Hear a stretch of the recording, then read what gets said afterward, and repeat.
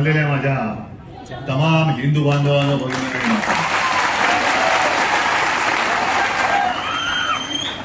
मेरी हिंदी आपकी समझ में आएगी क्या? कि मराठी ज्यादा दोन्ही समजाल ना? यालाच तर आपलं हिंदुत्व म्हणतात. जो एक दूसरे में भेद करते हैं उसको हिंदुत्व नहीं कहा जाता. इसे तो चाणक्य नीति भी नहीं कहा जा सकता, लेकिन कूटनीति होती है जो खुद के अपने स्वार्थ के लिए की जाती है और कुछ लोग कर रहे हैं. बहुत दिनों के बाद थाने में आया हूं.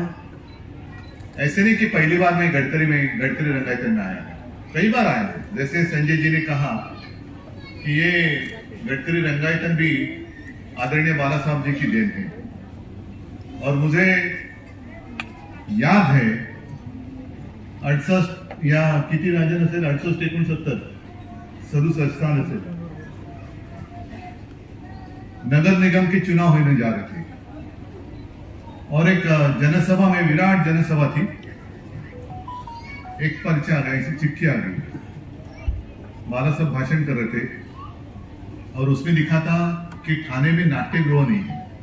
तो बाला साहब ने कहा, आप सारे लोग मिलकर मेरी शिवसेना को सत्ता दे दो, मैं आपको नाट्यगृह दे दूंगा. और तब जाके पहले नाट्यगृह थाना में आ गया. हाँ, नाट्यगृह तो हमने दे दिया, लेकिन नाटक कुछ और ही लोग कर रहे हैं. आज ये सब जोश देखकर कुछ लोगों के होश तो जरूर उड़ गए होंगे और उड़ने भी चाहिए.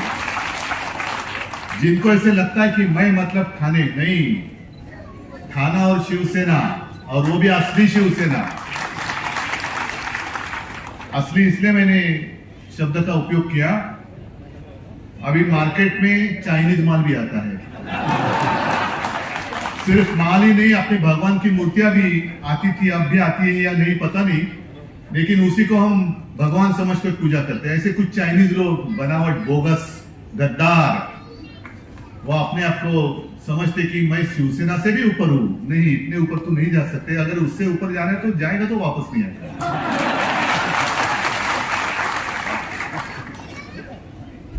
राजन और राजन के सारे साथी, आप भी मेरे सामने बैठे हैं, कट्टर शिवसेना है. ठीक है, ये हमारी इम्तिहान है, परीक्षा है. चुनौती तो आती रहती है, लेकिन मैं चुनौती को कभी चुनौती नहीं मानता. चुनौती को मैं भी एक अपॉर्चुनिटी मानता हूं. आप अक्सर बोलेंगे, अरे ये तो क्या, इसका होश ठिकाने पे है क्या, इतनी चुनौती है तो भी ये आसानी से कह रहा है. बिल्कुल, परीक्षा तब भी होती है जब कठिन समय आता है. जो भी लड़ने के वक्त साथ रहते हैं वही असली साथी होते हैं, वही असली सैनिक रहते हैं, जैसे आप मेरे सामने रहते हैं. कुछ भी कोई भी दे दे, जो बात आपने कही ना, 50 खोके, 50 खोके, एकदम ओके. अरे जिस सरकार का जन्म ही खोके में से हुआ है तो क्या हमें न्याय देगी? फिल्म अभी आपने देखी, उसमें एक सवाल पूछा गया था कि अच्छा यूबी है, मला वाटलं यूबीटी आहे, स्पीकर होती. शिवसेना ने और उद्धव ठाकरे ने उत्तर भारतीयों के लिए क्या किया, बताओ आप. अगर मैंने कुछ किया नहीं होता तो आप यहां आते क्यों? और जो भी प्रश्न या सवाल पूछने वाले हैं, उसका उत्तर तो आप उत्तर भरते ही उसका उत्तर देंगे. मैंने कभी, हाँ, मेरी भी आवाज सुनाई दी. मैंने भी मुख्यमंत्री पद की शपथ ली थी और उसमें संविधान के आधार पर मैंने ली थी. और उसमें मैंने कहा था ये शपथ कि मैं किसी के साथ भेदभाव नहीं करूंगा, भेद नहीं करूंगा. आपस में लड़ाई क्यों करनी है? हाँ, यहां जो कुछ मैं कर सकता था कोरोना के समय में, मैंने बिल्कुल किया. और इसलिए मैं हमेशा कहता हूं, ये मेरा सौभाग्य है जो और किसी के नसीब में नहीं है. महाराष्ट्र की जनता मुझे अपने परिवार का सदस्य मानती है, मेरा सौभाग्य. और इसमें सारे लोग आए, हिंदू तो ही है, क्या आप लोग हिंदू नहीं है? अच्छा, हिंदुत्व की बात करें तो हिंदुत्व का मतलब क्या है? मैं कांग्रेस के साथ गया, हाँ गया खुलेआम गया. आधी रात में जाकर चोरी छुपे मीटिंग नहीं की। पहले एक सवाल मैं उनसे पूछना चाहता हूं कि हमें कांग्रेस के साथ जाने के लिए मजबूर किसने किया? बीजेपी के साथ तो हम थे ही 25 साल, 50 साल, 30 साल, शायद दुनिया के इतिहास में एकमेव गठबंधन होगा इतने साल से एक फेविकॉल से भी ज्यादा मजबूत से जोड़ से ज्यादा मजबूत जोड़ था हिंदुत्व के लिए। तो वो जोड़ वो किसने तोड़ा? पहले बीजेपी ने तोड़ा।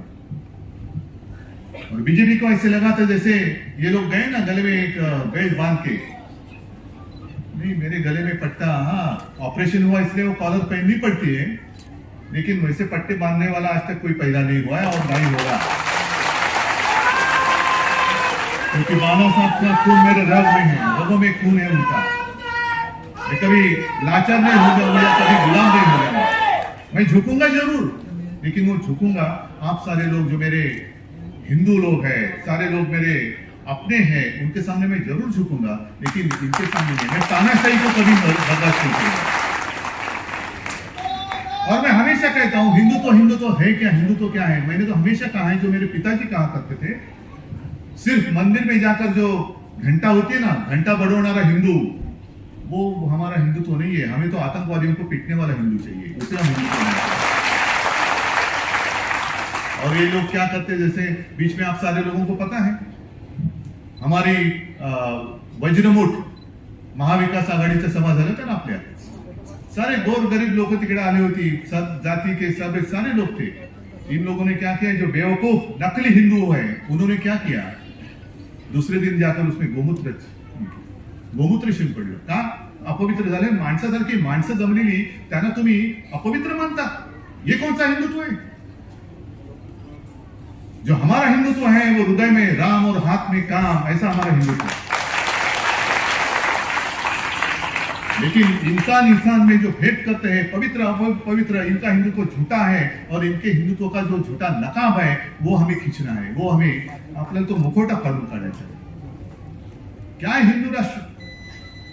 मणिपुर जो जल रहा है यही अपना हिंदू राष्ट्र है। आप सारे लोग बीच में एक जैसे मैं जब मुख्यमंत्री था तो हनुमान चालीसा, अरे जिस हनुमान ने एक सीता के लिए पूरे लंका का दहन किया,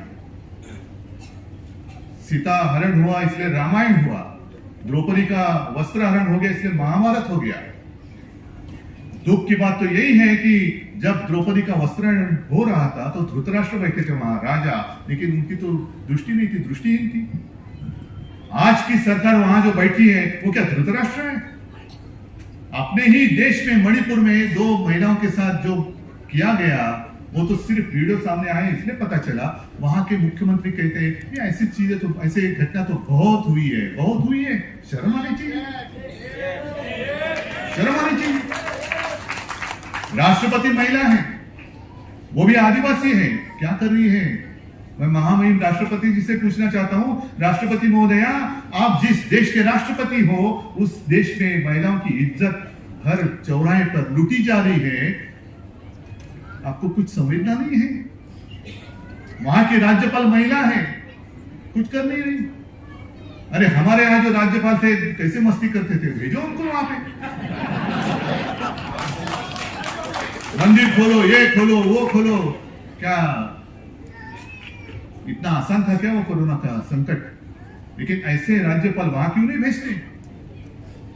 और मैंने तो कहा था कि जैसे जिस वक्त हमने इंडिया पूरे, मैं विरोधी विपक्ष की एकजुट नहीं मानता, जितने सारे देश प्रेमी हैं उन सारे लोगों की जो एकजुट हुई है उसका नाम हमने दिया इंडिया।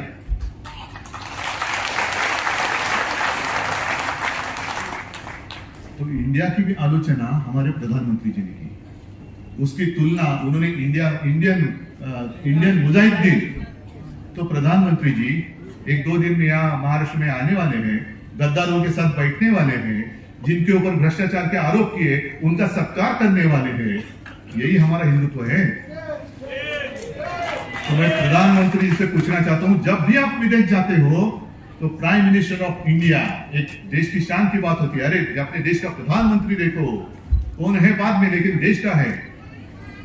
तो प्राइम मिनिस्टर ऑफ इंडिया का मतलब क्या है? आप इंडिया, मेरे देश को वहां जाकर रिप्रेजेंट करते हो कि इंडियन मुजाहिदीन के प्रधान सेवक बनकर जाते हो, मुझे बताओ। ये आए हैं अपने प्राइम मिनिस्टर ऑफ इंडिया जो रिप्रेजेंट कर रहे हैं इंडियन मुजाहिदीन, आतंकवादियों को। ऐसे होता है? इतनी आपकी सोच गिरी गई। और जिस हिंदू राष्ट्र की बात कर रहे हैं, इसलिए मैं भी एक कागज पे, जैसे संजय जी ने कहा, मैं भी 2 पंक्तियां लिख के लाया हूं। आज की देश की स्थिति कैसी है? खुलेआम महिलाओं के साथ अत्याचार हो रहा है। उस वक्त जब द्रौपदी का वस्त्रण हो रहा था तो भगवान श्री कृष्ण आए थे और उन्होंने उनकी लज्जा बचाई थी। लेकिन अब कौन बचाएगा? जो विश्व में पूरे ताकतवर नेता है, विश्वगुरु है, महाशक्तीचा बाप, पण त्यांच्या राजवटीमध्ये महिलांची आबरू लुटली जाते, कसं त्यांची धिंड काढली जाते। कौन बचाएगा मेरे इन माता और भगिनी, जो माता और बहनें, उनकी इज्जत कौन बचाएगा? कौन आएगा? श्री कृष्ण। और इसलिए कुछ पंक्तियां जो मराठा कवि उपाध्याय जी थे, उनकी कविता है, मैं खास करके लिख के लाया हूं क्योंकि गलती ना हो जाए। पूरी कविता पढ़ने जैसी है, लेकिन पूरी कविता ये पढ़ो ना, 4 ही लाइनें, और उन्होंने लिखा है कि अब द्रौपदी क्या करेगी। तो उन्होंने द्रौपदी के लिए कहा है, सुनो द्रौपदी शस्त्र उठा लो, अब गोविंद ना आएंगे। अब गोविंद आने की उम्मीद छोड़ दो। गोविंद तो बैठा है अपनी आंखों पर पट्टी बांधकर, धृतराष्ट्र जैसे। अब गोविंद ना आएंगे, छोड़ो मेहंदी, खड्ग संभालो। खड्ग संभालने का वक्त आया है अभी। खड्ग संभालो, खुद ही अपना चीर बचा लो। द्यूत बिछाए बैठे शकुनी, मस्तक सब बिक जाएंगे, 50 होके एकदम होके।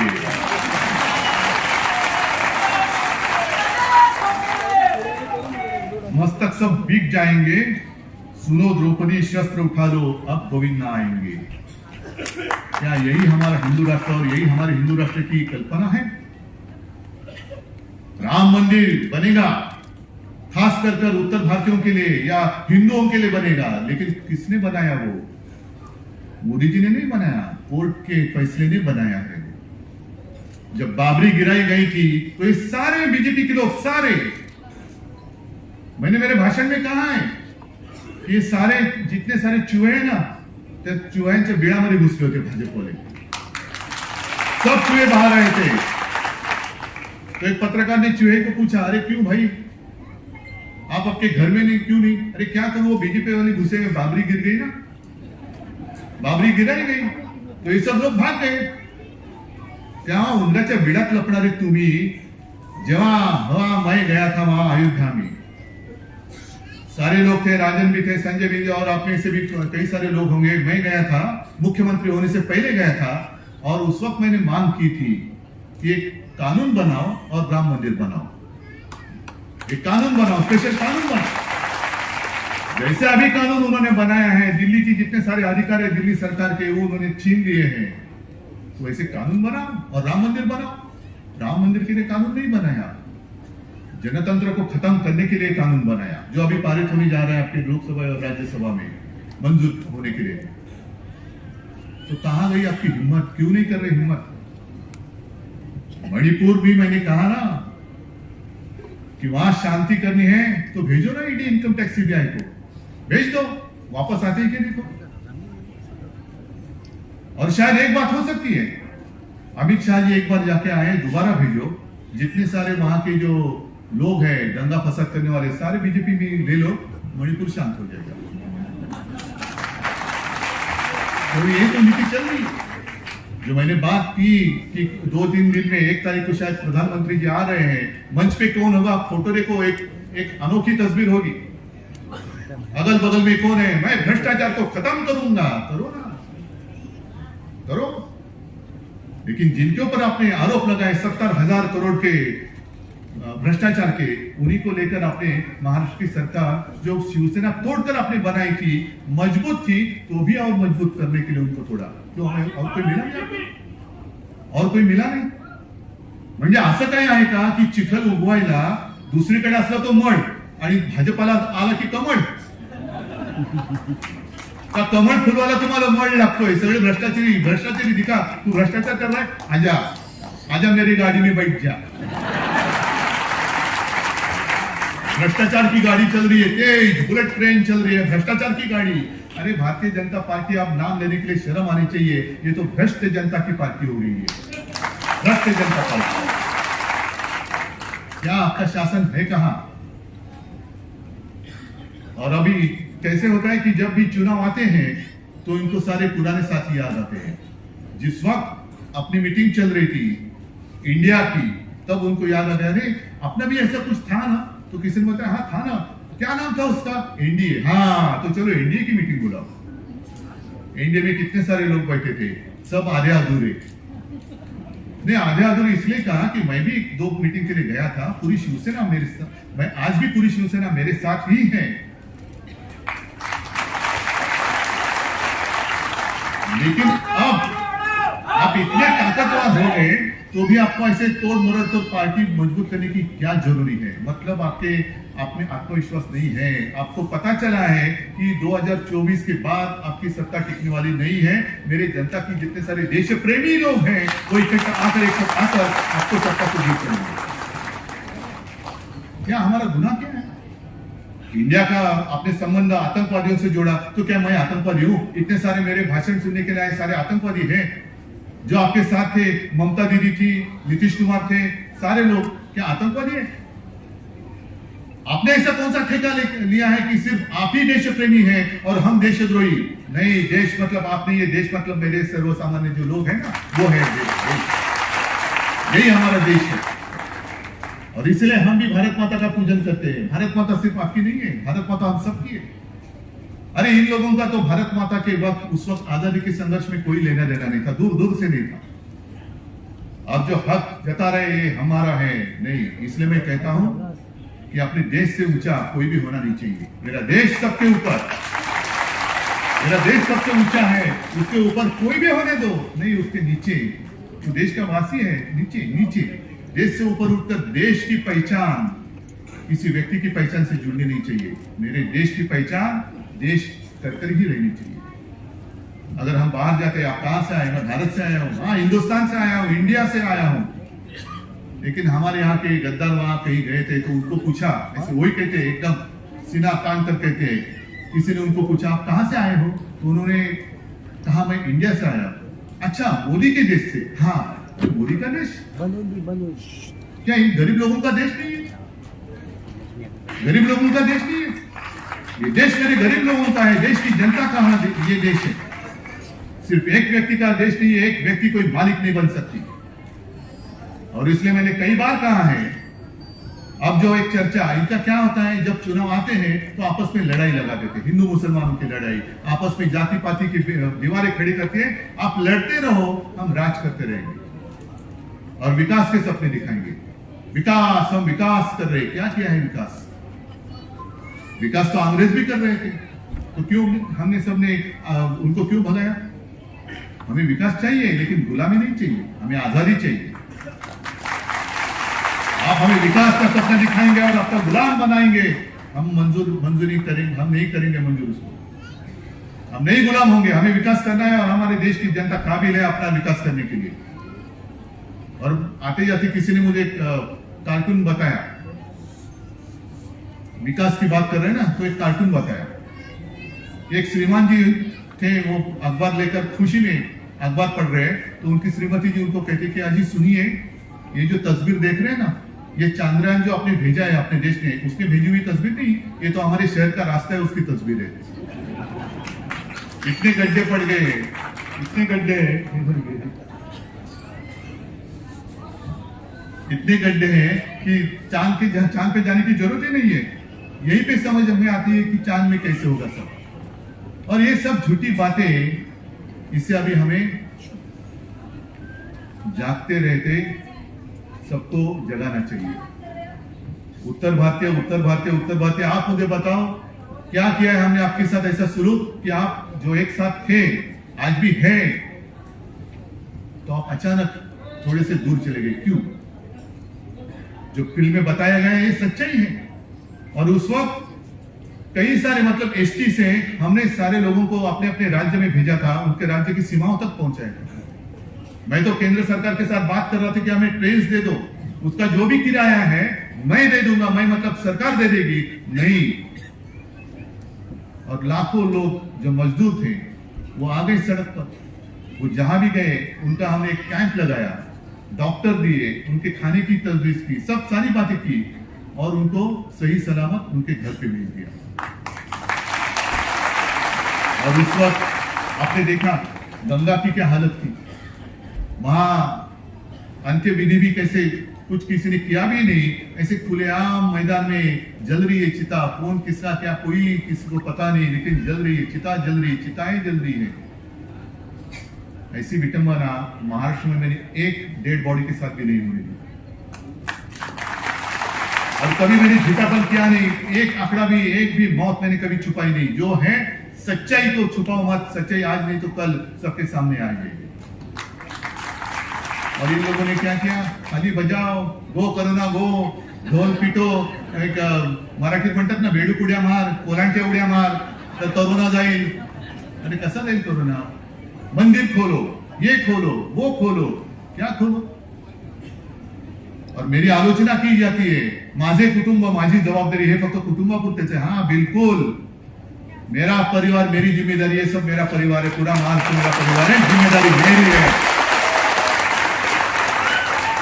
और मेरे परिवार की जिम्मेदारी मैं लेता हूं। पता नहीं आपके परिवार की जिम्मेदारी को और लेता होगा तो मुझे नहीं मालूम, लेकिन ये मेरा परिवार है, महाराष्ट्र मेरा परिवार है और उसकी जिम्मेदारी मेरी है, मैं हूं। और इसीलिए सारे लोग जो मुझे अपने परिवार का सदस्य मानते हैं, ऐसे नहीं मानते, एक रिश्ता जुड़ा है मेरा इनसे, एक रिश्ता जुड़ा है। आज आप लोग सारे इतने उत्साह में हैं, लेकिन ध्यान में रखो, क्योंकि आज तक मैंने अनुभव किया है। हम कहते हैं कि कभी वार्ड में किसी को पूछते हैं, अरे इसका ये जो एरिया इसका क्या, साहब यहाँ थोड़ा मुश्किल है क्योंकि यहाँ उत्तर भारतीयों की बस्ती है। और बीजेपी क्या करती है, आरएसएस क्या करती है, उत्तर भारतीय मतलब कहां से है? उत्तर प्रदेश से है, बिहार से है, झारखंड से है, और कहां से है? फिर जैसे आपण मराठीत बोलतो ना, घाटावरचा, घाटाखालचा, विदर्भातला, मराठवाड्यातला, फिर ठाकुर है, यादव है, गांव कौन से गांव का, फिर उसके उस बस्ती में वो बस्ती देखते कहां से आए हुए लोग हैं और वहां से किसी को लाकर आपकी बस्ती में छोड़ देते हैं। और जो आपके साथ आपके गांव की बात करेगा, आपकी भाषा में बात करेगा, तो आप बड़े खुश हो जाते हैं, अरे मेरे मायके से कोई आया है, कैसे हो भैया, अरे वाह सब ठीक। और जब वोटिंग का समय खत्म होता है वो भाई सब गायब। दूसरे दिन से उसके बाद में शिवसेना और हम, आप और हम दोनों एक दूसरे के साथ हैं, लेकिन ये आते हैं आपको चुनाव के वक्त गुमराह करते हैं, उनकी राह बराबर वो माप लेते हैं और आपको छोड़ देते हैं। इतने सारे जब आएंगे तो उनको पूछो कि कोरोना के संकट में आप कहां थे, कोरोना के संकट में आप कहां थे, क्या किया आपने हमारे लिए? मैंने कहा ना, मैंने जो कुछ किया आपका अनुभव है, मुझे कुछ बताने की जरूरत नहीं है, आपका अनुभव ही बोलेगा। लेकिन मैं आपसे अपेक्षा करता हूं कि आप लोग बोलेंगे मेरी ओर से कि अरे आप यहां आने की जरूरत नहीं है, हम उद्धव जी के साथ है, उद्धव ठाकरे के साथ है, आपको जंग शुरू हो गया। आने वाले दिनों में ध्यान में रखो कि हमें लड़ाने की पूरी कोशिश करेंगे, क्या उसको आप कामयाब होने देंगे? आपका भरोसा जो 24 घंटे आपके साथ रहता है, भले आप आपके घर से दूर आए हो, लेकिन क्या ये आपका दूसरा घर नहीं है? आपको यहाँ घर जैसी कुछ ऐसी बात नहीं लगती? तो जैसे वो आपका अपना घर है, वैसे आप आए हो साथ में मिलकर जो हिंदुत्व कहते हैं, उस हिंदुत्व की एकजुट हमें बताने की जरूरत है। उसी को तो कहते हैं वज्रमूठ। और आप लोग अगर साथ में आएंगे तो मुझे पूछा जाता है कि क्यों आप सबको साथ में चाहते हो, क्या मोदी के खिलाफ हो? मैंने कहा मोदी या किसी व्यक्ति के खिलाफ नहीं हूं, लेकिन मैं तानाशाही के खिलाफ जरूर हूं। मैं नहीं देखना चाहता जो मेरी भारत माता है उसके हाथ और पैर में इनकी श्रृंखला फिर से एक बार पड़े। नहीं, किसी की गुलाम, मैं मेरी भारत माता को किसी की गुलाम नहीं बनने दूंगा। यही कसम हमें आज लेकर जाना है, क्योंकि उस वक्त पहले तो मुगल आते थे। मुगल मतलब अपने देश के बाहर के लोग, बाबर वगैरह सब, इसलिए तो बाबरी मस्जिद गिराई। फिर अंग्रेज आ गए, 150 साल चले गए, जनरेशन पीढ़ियां चली गई, फिर भी लड़ते रहे और बाद में आखिर वो दिन आ गया, अंग्रेजों को भी जाना पड़ा। कांग्रेस को दें तो अभी अपने घर वाले अपने सर पर कहीं ना बैठे, क्योंकि कोई भी हो गुलामी तो गुलामी ही होती है। और अभी मुझे फिर से दोहराता हूं, मेरी भारत माता को दोबारा गुलाम मैं नहीं होने देना चाहता। आप क्या चाहते हो? आप गुलाम बनकर विकास का सपना देख सकते हो? गुलाम बनकर विकास का सपना क्या देखेंगे? वोट बोलेंगे तो उठना पड़ेगा, बैठ कर बोलेंगे तो बैठना पड़ेगा, यही विकास आपको मंजूर है? कि आज जो आजादी के मतलब हम सब, हमारा देश एक ऐसे मोड़ पर आया है कि 2024 में नहीं तो ट्रेन छूट गया, फिर अपना देश अपने हाथ से गया, इन नालायक लोगों के हाथ में जाएगा, तानाशाहों के हाथ में जाएगा। और इसमें मुझे पूरी उम्मीद नहीं, पूरा विश्वास है, पूरा भरोसा है कि अब साथ में आप आए हो, साथ में ही रहेंगे। भले कितनी करने की कोशिश करने दो, लेकिन हमारी जो एकता है उसको हम टूटने नहीं देंगे और मेरे भारत माता को हम आजाद ही रखेंगे। यही हम शपथ लेते हैं। जय हिंद, जय महाराष्ट्र।